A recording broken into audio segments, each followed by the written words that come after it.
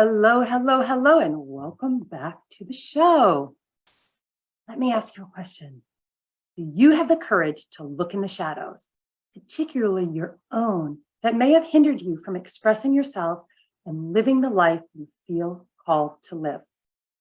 If I have piqued your curiosity, then stick around because today's guest is here to talk with us about the healing power of archetypes. Welcome back to Creatrix TV, where we create and curate a more beautiful world, starting with the relationship that you have with yourself.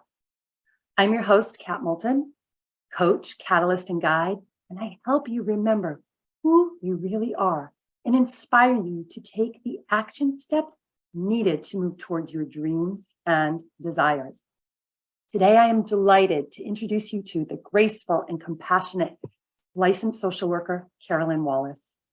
Carolyn is a psychotherapist, spiritual director, and archetypal consultant with almost 20 years experience of guiding people through the process of transformation. While she's worked with various modalities, archetypal consulting is the most powerful and transformative so far.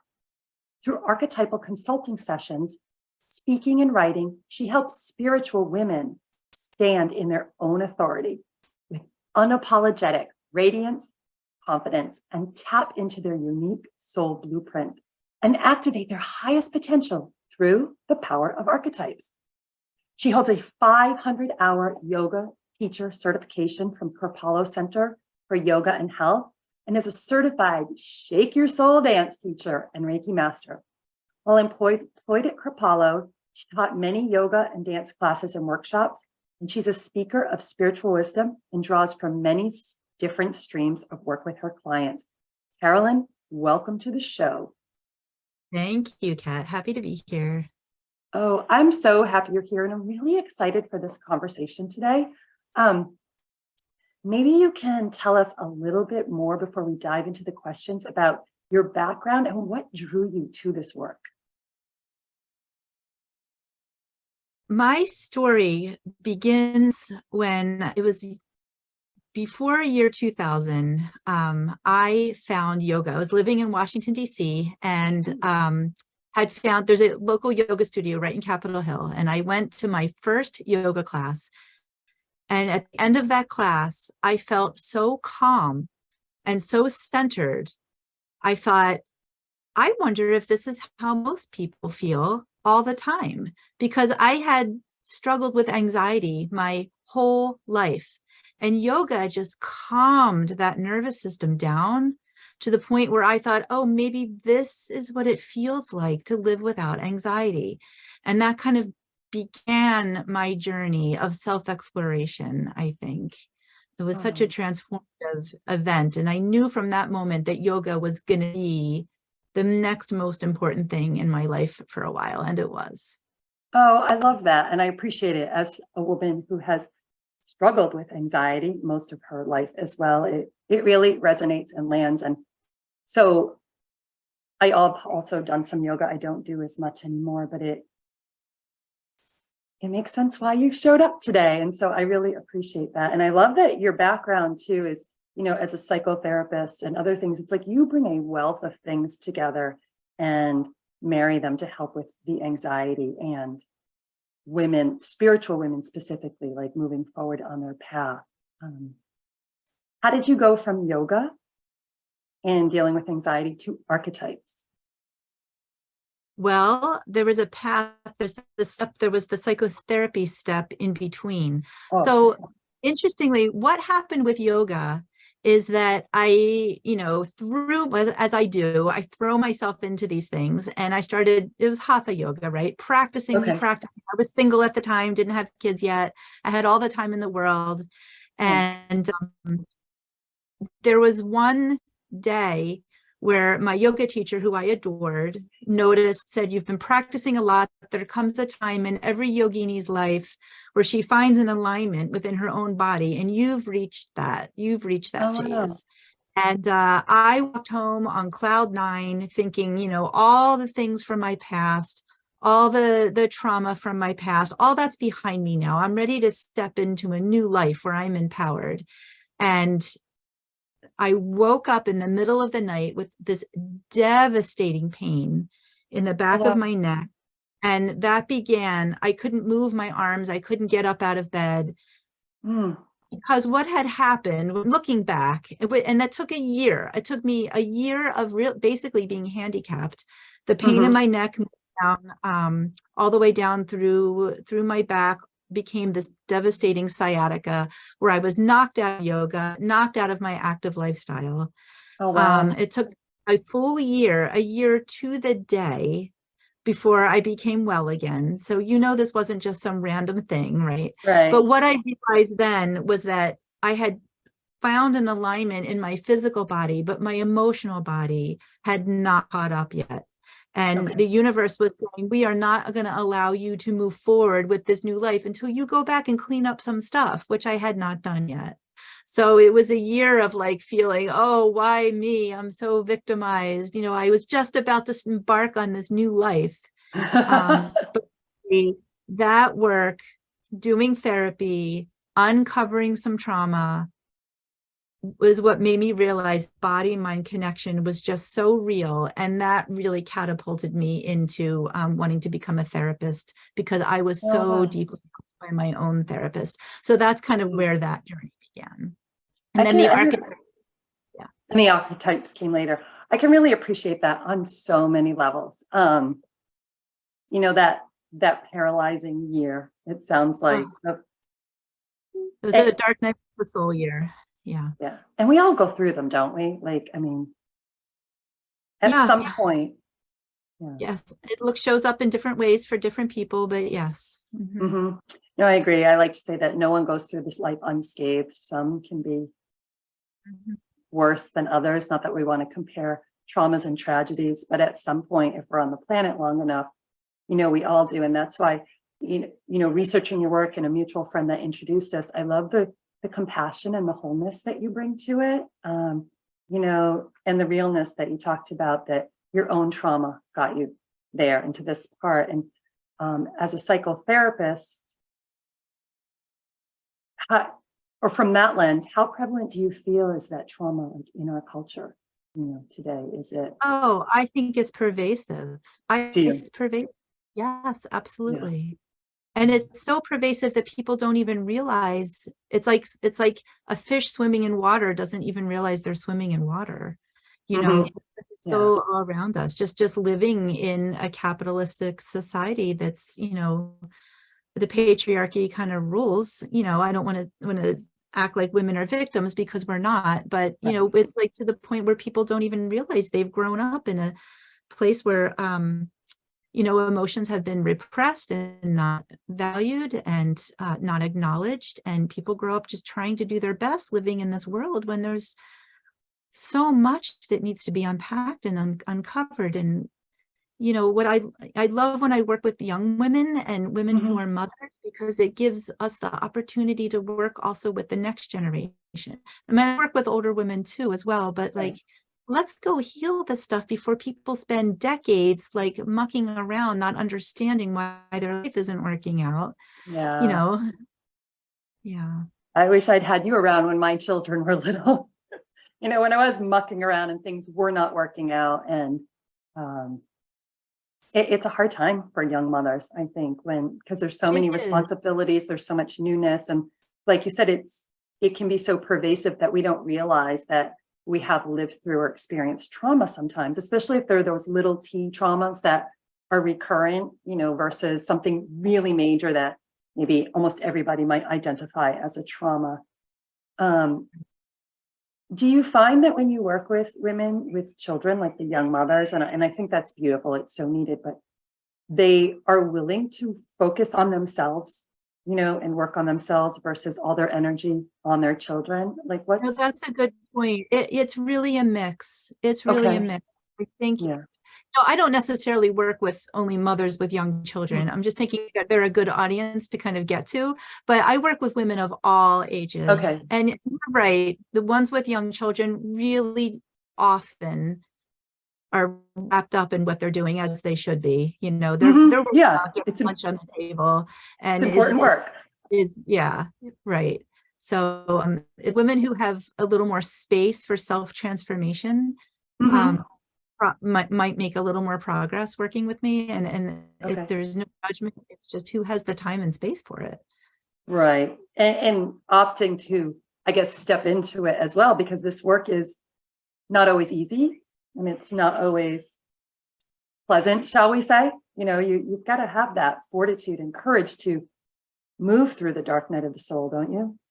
Yes, and to also let go of who we had been, let go of who we always thought we were. Mm. Like I'm someone who was, when we talk about archetypes, the victim archetype is one of the biggest ones that I have myself, Yeah. right? You and me both, So sister. if you're going to heal and not become a victim anymore, that means you have to stop talking about all the things that were wrong that happened in your past or that happening now. And you have to stop getting your friends on board so they can really validate, yes, oh, yes, what a hard thing, what a victim you are. Like there's a point where you need some validation for your process, but there's a point where you have to let that go and step into your power. And that's where the archetype work comes in. The archetype work just lays out where we're stuck in our shadow, where we call that Mhm. Chronos, where we can take charge of things and start make choices as individuals, which we call Kairos.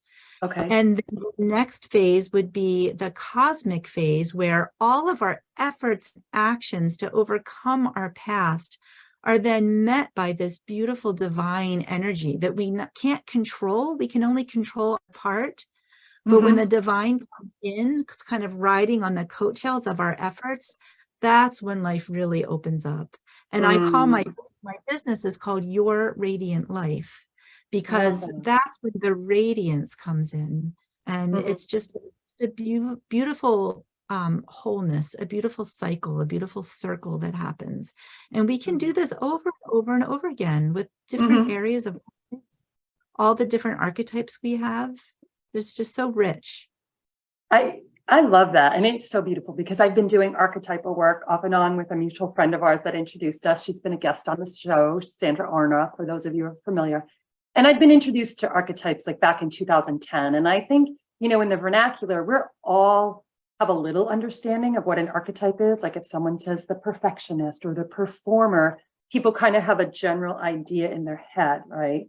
So how did you go, like where was that point in the psychotherapy process, where there is a lot of talking and maybe listening to people and what they're going through? How did you go from there to weaving the archetypes in, or even having that come on your radar? Like what was How the it came on my radar, that happened a long, long time ago. I went to a workshop with Carol Pearson, who was she's a big author, an archetype okay. author. And Hmm. I never forgot that workshop. There was something, it was a short workshop. It was part of a bigger like women's gathering.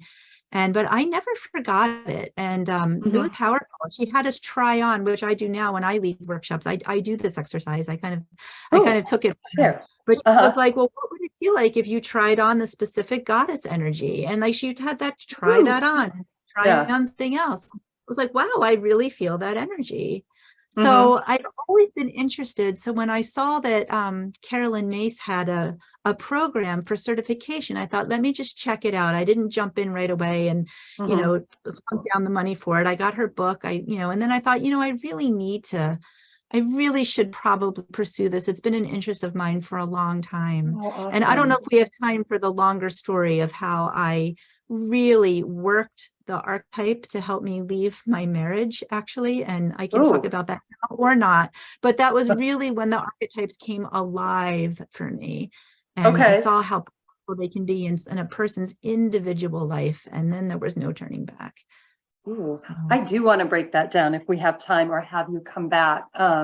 Before we go down that route, maybe can you give us a little bit of an overview for people who are not familiar about Carolyn Meese's work or the archetypes that you work with and how that shows up? Because you did mention the victim, and I'm all too familiar with that archetype, unfortunately, or fortunately, as I've transcended it, I hope. Yeah. Maybe you could share a little for our audience.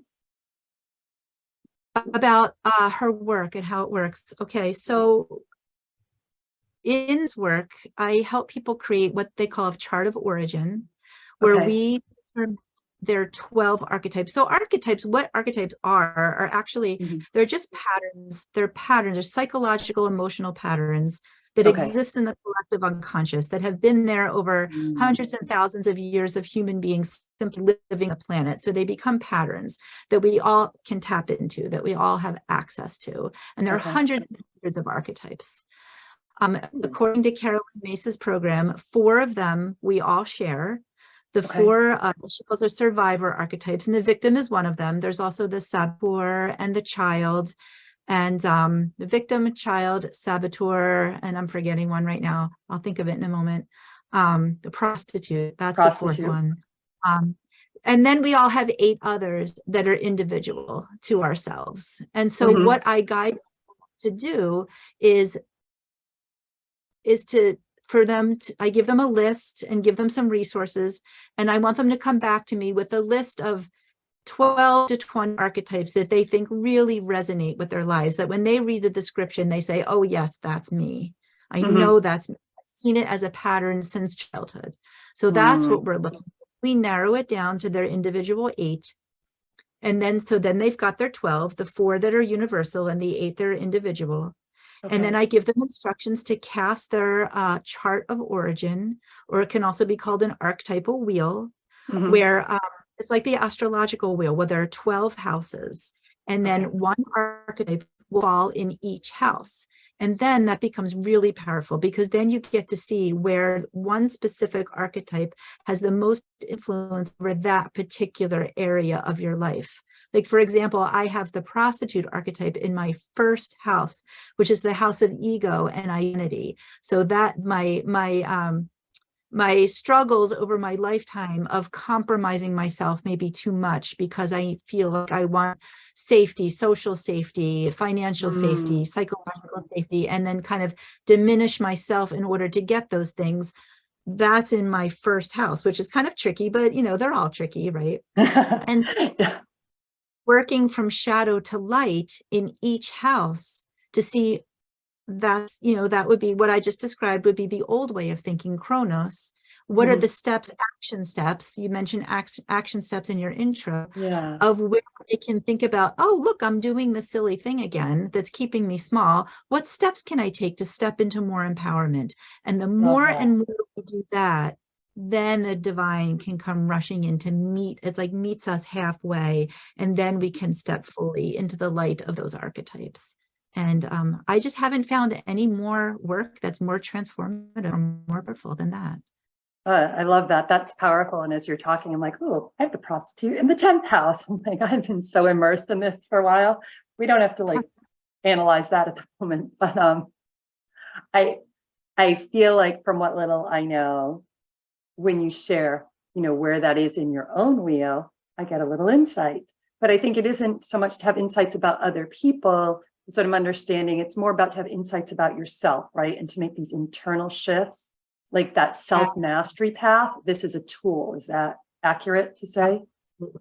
That is accurate. And, you know, if you have a partner, and it would be really helpful for you and your partner to kind of know about each other's wheels and how you're like supporting each other, or bumping into each other, or probably a mix of both. That might be really helpful. But yes, the work, it's a process of mostly your own self-development. Okay. And find out not only to, I'm sorry, go ahead. No, go ahead. Not only to what you can. I was going to say, not only what's going on with you individually in a vacuum, but as you go around the archetypal wheel to find out how you relate to others, which archetype is in your relationship house, and how you relate in groups, and what's your work in the world supposed to be as you go around the top of the chart. So it includes your individual process, but also how are you going to be in the world around you?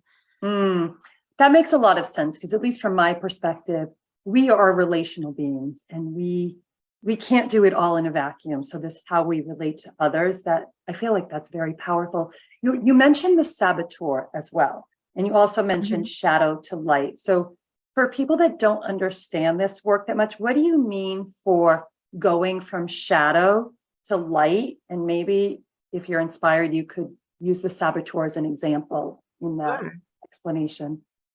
So we all have the Saboteur. It's one of the survivor archetypes. And the Okay. Saboteur is the part of us that that just gets in our way, that you might have a goal. Like I usually use the example, somebody might have the goal to really establish an exercise routine that's consistent and work. And the Saboteur will wake up when the alarm goes off at 6 o'clock in the morning and say, oh, now today's really not a good day. I think it's going to be a really good idea for me to hit snooze until like 7 when it's too late for me to get up and do that. The Saboteur will tell you all the reasons why the goals you have are really just not a good idea after all, when push comes to shove. So that's how Saboteur can show up for people. And so what you want to do is you need some kind of a push, maybe like we talked about this, like what can be the push, maybe bring in a little bit of a liberator energy. You need some kind of push to get over that edge. And then as you so the Saboteur in the light, I'm going to just jump to the light for a minute, is called guardian of choice. So, we can think about the Saboteur as getting in our way, but the guardian of choice, if we start to draw in energy from that side of things, says, what are little acts of courage you can take every day to get you a little closer to your goal? It doesn't have to be the whole goal all at once, but what is your action step every day, which the choices you can make? And what's so beautiful about the Saboteur archetype is that when we stop blocking ourselves in any area of our life, when we stop blocking ourselves and start stepping into our courage, as we gather the courage little by little, we start to shine in ways we never knew were possible. We talk about like, you start to develop your special sauce that now you're known for this thing that we might have never known existed. Like I consider myself someone that is now known for guiding other women, especially, but any person into a higher level of consciousness through their own personal transformation. But if I had just kept myself blocked from the very beginning and never went for the social work degree and never got my license and never did my however many hundreds of hours of practice I had before I got certified and never did any of those things, I would never know what I was capable of. Right. The guardian of choice kind of pulled me through all those times. And I don't know what the trajectory is, but I have to remember to continue to not block myself so that my future can unfold in bigger and better ways than even I can see from here. I love that. And I appreciate how you highlighted the archetype of the Saboteur in the light, the guardian of choice. That when we talk about these archetypes, when they seem like the negative ones, right, or the darker ones, the victim, the Saboteur, it is not all about negativity. There is a bright side of it and a powerful aspect to those energies if we choose to step into that. Or like you said, and I love this, the courage to do so. That's when I started coaching in the empowerment speak, that was a big part of it, courage. Tremendous amount of courage, because then also you have to leave behind the part of you that wanted to stay in bed and not get up and exercise. And it's not just that part of you, but the part of you that's like, oh, well, maybe it's too hard, not today, maybe tomorrow. If you're going to really do this work, you have to leave those parts of you behind. And not everybody wants to. It is hard. Because those parts no, there's not. Sorry to cut you off. Those parts have served us in some ways at some point, right? With the trauma and with the other things, they've served us, but at some point they become habit and they're no longer serving us. So it's like this pattern of, I don't know, almost like mediocrity, for lack of a better word. I don't. Yes. Or apathy, right? In the map of consciousness. We just get stuck at that point because we don't believe we can move forward. And what I hear you saying is that if we choose to work with the archetypes and the light side of them or the energy, they can help pull us out of that into something we're desiring or visioning that maybe we haven't fully allowed ourselves to embody yet. Is that, Right. The light sides of the archetypes, if you really work with them and if you journal with them and write with them, I have found they will really pull you. It's not just you doing all the effort. They will meet you halfway if you are in a relationship with them. It's It's pretty astounding. I love that. We're in a relationship with the archetypes. I mean, we really truly are when we become conscious of it. And I told Sandra recently, or a few times, I'm like, I can't even look at the world anymore without that lens of archetypes. Like I'm just Yes. not just in myself, but other people, but what you said, the collective as well, and the energies that are showing up. Talk to me for a moment about the energies of it. Like if someone doesn't really understand what that means about the energy of a certain archetype, I think cognitively some people do, but for those that don't. The energy of an archetype. Well, Yeah. like you said, there's an apathy that could come from staying in the shadow. We call that the chronos, the way we've Okay. always done it. So if you think about someone having an apathetic component to their personality, there's Mhm. not a lot of energy there. There's not a lot of Right. energy for creation. Mhm. As you start to become empowered and take your action steps, you start to garner a little more energy, a little more vibrancy for your life, right? And then as you do that work, take your action steps, a little bit more every day, a little bit more, and then you'll have your setbacks and you give yourself compassion for whatever setbacks happen because they will. Instead of beating yourself up, you just say, okay, I need to recalibrate. What do I need to do? As you start doing that with compassion and courage together, then when the cosmic comes in, and that's why I named my business Your Radiant Life, then the radiance come in. So how much more energy is there in radiance than apathy, or in vitality than apathy? And actively bring in this higher quality of energy. Did that answer your question? It does. And you said it, you like, we actively do it. So it's a choice, right? It's everything is a choice and taking an action step. Like there is a time for meditation, contemplation, journaling. But what I'm reminded of that you're saying is that without the choosing and without the action, we're not actually going to really shift. Is that is fair to correct? say? And that's what I learned in my marriage. Yes.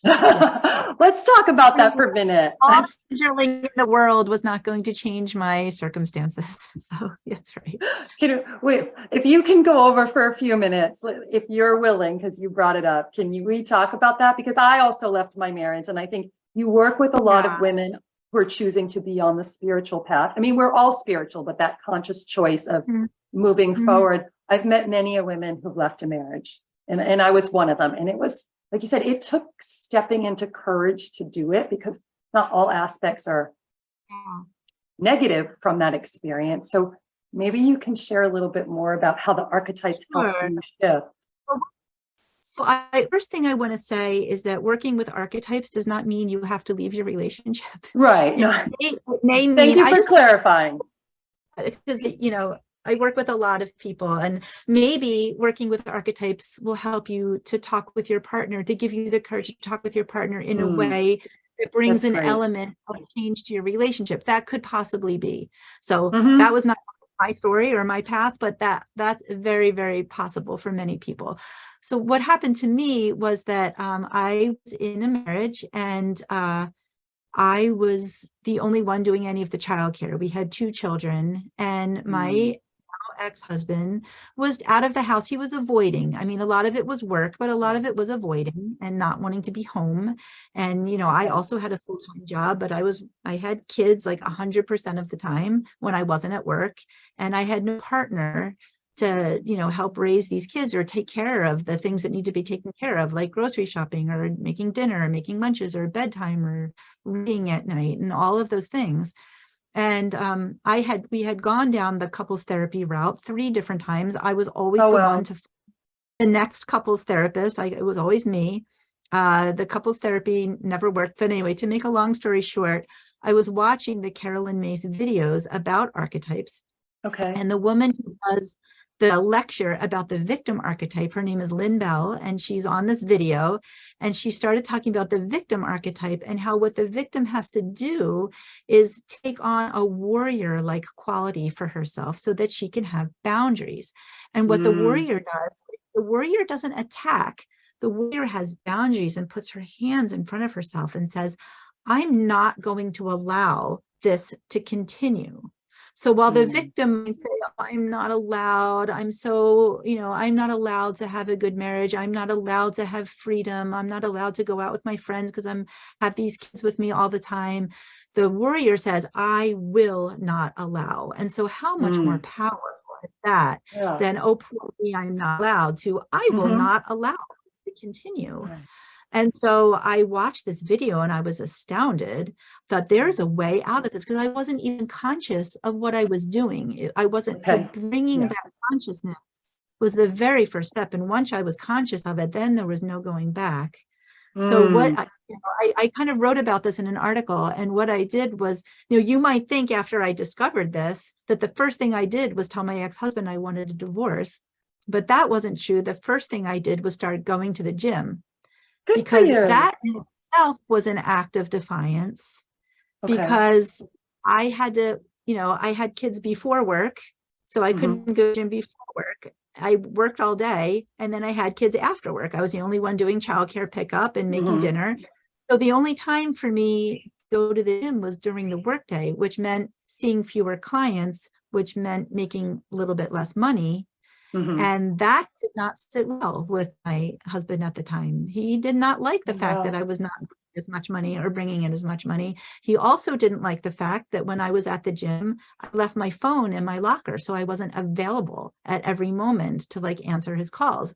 So as I got stronger and started having more boundaries and making those choices, the light began to shine on how much more of the dysfunction actually existed in our marriage, which only solidified my realization that something seriously had to change. And it took about a year after watching that video of little acts of courage, working with the guardian of self-esteem, which is the light of the victim, and the guardian of choice, which is the light of the saboteur, before I was actually able to make the move to get an apartment and move with my kids, couple towns over.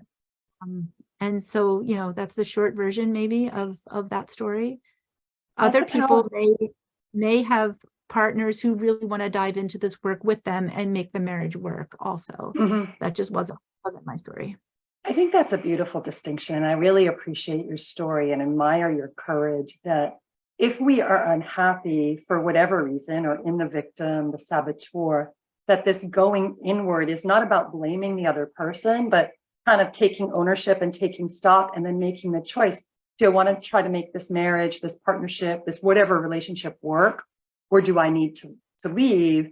And you're taking the responsibility for you. It sounds like, and also really empowering yourself through going to the gym. That physical exercise, that's so powerful. That's part of my story too, because we're physically building strength as well. There's many ways to do it, but that choice alone to just do that, earn less money and take care of yourself in a way, that's powerful right there, that energetic shift. And I hope women who are listening are hearing that. And it doesn't mean, like you said, you have to leave your marriage, but it's that taking back your time, your energy, your power. And if anyone, I'm going to put a plug in here, is interested in physical fitness, I did an episode of a couple months back with Shannon Peterson, who is a personal trainer for women, and she's incredible. So check out that if anyone needs some support, because that's a great way to step into your personal power and evolve it from there. What would you say to someone who's struggling with the choice, like they're unhappy in their marriage or a situation? Would you tell them to dive into archetypes first, or the gym, or what would your advice be to look at first for someone at a crossroads like that? I don't think you could make a mistake as long as you're empowering yourself in some way. Nice. I mean, I heard a teacher once say, a teacher once say, if you think, they call them leis, the Hawaiian necklaces made of flowers, and that each flower, one might be a physical thing, one might be psychotherapy, one might be archetypal work. If you pick just one up and start with one, the whole lei will come up. So I would say a woman should just make her choice of what's most accessible for her.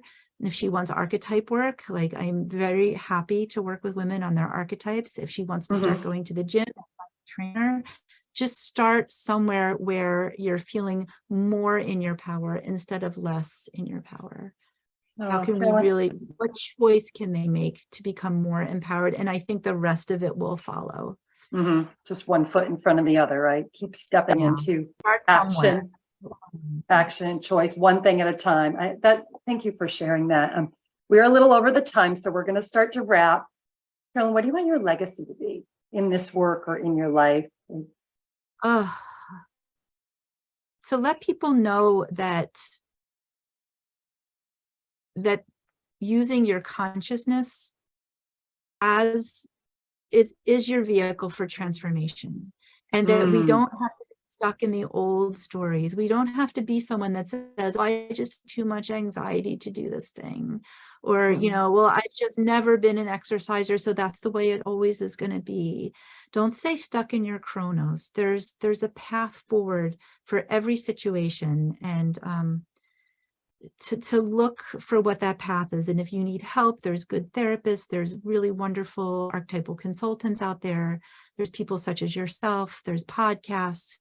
Look for the wisdom of the people who have gone before, because transformation is available to anyone who wants it. That's what I would say. That's beautiful. Thank you for sharing. And if people are inspired by you or resonate with your energy, where can they find you? Well, two places right now. One is my website, which is yourradiantlife.net. And the other is on Facebook. And I have a Facebook business page called Your Radiant Life with Carolyn Wallace. And all of my posts and my podcast recordings and my blog can find it there. Awesome. Well, I hope people will, because at the beginning of this show, when you talked about you had so much anxiety, you have such a calm presence that you've created for yourself. And I really admire and respect that. So thank you for sharing it with us today. Before we wrap, I just want to say one more thing, that I have a free meditation called Unleash Your Inner Diva for anyone who wants it. You can find that on my website, or you can just email me, which you'll also find on my website. But it's a little meditation to help people step into more of a goddess energy when they're feeling like they need a little boost of confidence. So that's for free. It's a free gift for anyone who wants it. I just want to make sure people knew that was available. No, awesome. Thank you. And I'll also put that in the note in the show on the website, and when we add this to YouTube, so people can find it. But thank you again for your energy and your presence and your time. I really appreciate it. And for those of you watching, thank you for your time, energy, and presence. And we look forward to inspiring you and connecting with you next time. Bye-bye for now. Thanks, Carolyn.